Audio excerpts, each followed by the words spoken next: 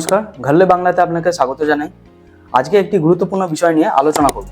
আইন অনুযায়ী জমির ভাগাভাগি কিভাবে করবেন।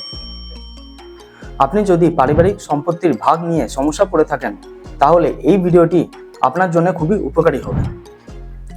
আজকের ভিডিওতে আমরা আলোচনা করব আইন অনুযায়ী জমির ভাগাভাগি বা পার্টিশন কিভাবে করবেন। তাহলে চলুন শুরু করা যাক। প্রথম যে বিষয় নিয়ে কথা বলবো, জমির ভাগাভাগি বা পার্টিশন কেন করা হয়। জমির ভাগাভাগি সাধারণত তখনই করা হয় যখন একাধিক ব্যক্তি কোনো এক সম্পত্তির যৌথ মালিক হন। এই মালিকরা ভাই, বোন, আত্মীয় বা উত্তরাধিকার সূত্রে পাওয়া সদস্য হতে পারে। একসাথে মালিক থাকলে অনেক সময় সিদ্ধান্ত নিতে সমস্যা হতে পারে।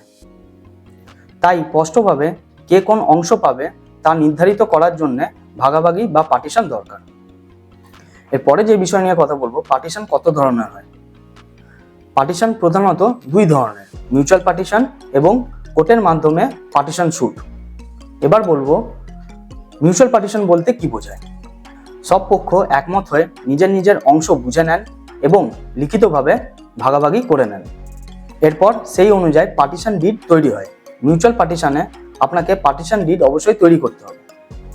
এটি স্ট্যাম্প পেপারে লেখা হয় এবং রেজিস্ট্রি অফিসে গিয়ে রেজিস্টার করাতে হয়। এবার আসি কোর্টের মাধ্যমে পার্টিশন স্যুট বলতে কি বোঝায়।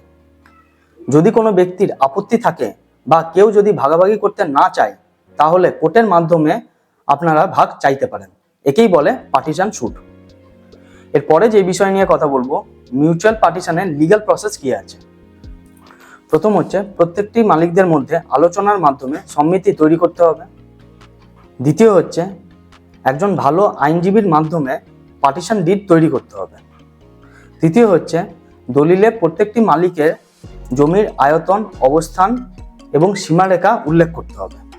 4 নম্বর হচ্ছে দলিলটি নোটারাইজ করতে হবে এবং রেজিস্টার্ড অফিসে গিয়ে রেজিস্ট্রি করাতে হবে।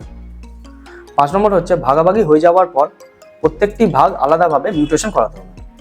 এরপরে যে বিষয় নিয়ে কথা বলবো, আদালতের মাধ্যমে পার্টিশন স্যুট করার লিগ্যাল প্রসেস কি আছে। প্রথমে আপনার অংশ দাবি করে কোর্টে পার্টিশন স্যুট ফাইল করতে হবে। দ্বিতীয় হচ্ছে জমির কাগজপত্র জমা দিতে হবে। তৃতীয় হচ্ছে আদালত সব পক্ষকে নোটিশ পাঠাবে। 4 নম্বর হচ্ছে কোর্ট সম্পত্তি এবং সম্পত্তির কাগজপত্র যাচাই করার পরেই রায় দেবে। 5 নম্বর হচ্ছে কোর্টের নির্দেশে ভূমি অফিস সম্পত্তি ভাগ করে দেয়। 6 নম্বর হচ্ছে রেকর্ডে সংশোধন হয়ে প্রত্যেকটি মালিক নিজের নিজের ভাগ পেয়ে যায়। এরপরে যে বিষয় নিয়ে কথা বলবো, জমি পার্টিশন করার জন্য কিছু গুরুত্বপূর্ণ বিষয় আপনাকে অবশ্যই মেনে চলা উচিত। প্রথম হচ্ছে অভিজ্ঞ উকিলের সাহায্য নিন। দ্বিতীয় হচ্ছে পারিবারিক বিরোধ এড়াতে চুক্তিপত্র ভালোভাবে লিখুন। তৃতীয় হচ্ছে জমি ভাগ হয়ে যাওয়ার পর খতিয়ান এবং দাগ নম্বর আলাদা করুন। 4 নম্বর হচ্ছে মিউচুয়াল সেটেলমেন্ট সব থেকে শান্তিপূর্ণ উপায়, তাই চেষ্টা করুন কোর্টে না গিয়ে মিউচুয়ালি সেটেলমেন্ট করে নেওয়ার। আজকের ভিডিও থেকে আপনারা জানতে পারলেন জমির ভাগাভাগি বা পার্টিশন কিভাবে করতে হয়। যদি কেউ জমির পার্টিশন করতে চান তাহলে এই ভিডিওটি তাদের সাহায্য করবে। ভিডিওটি যদি আপনার ভালো লাগে তাহলে লাইক এবং শেয়ার করবেন এবং প্রপার্টি রিলেটেড ভিডিও পাওয়ার জন্য ঘরলে বাংলা চ্যানেলটিকে সাবস্ক্রাইব করে পাশের বেল আইকনটি প্রেস করে দেবেন। এইরকম প্রপার্টি রিলেটেড ইম্পর্টেন্ট ভিডিও দেখার জন্য আমাদের চ্যানেল ঘরলে বাংলাতে অবশ্যই ভিজিট করুন। আর প্রপার্টি রিলেটেড কোন কোন ভিডিও আপনারা দেখতে চান তা অবশ্যই কমেন্টে লিখে জানান। তাহলে এখানেই শেষ করছি, ধন্যবাদ।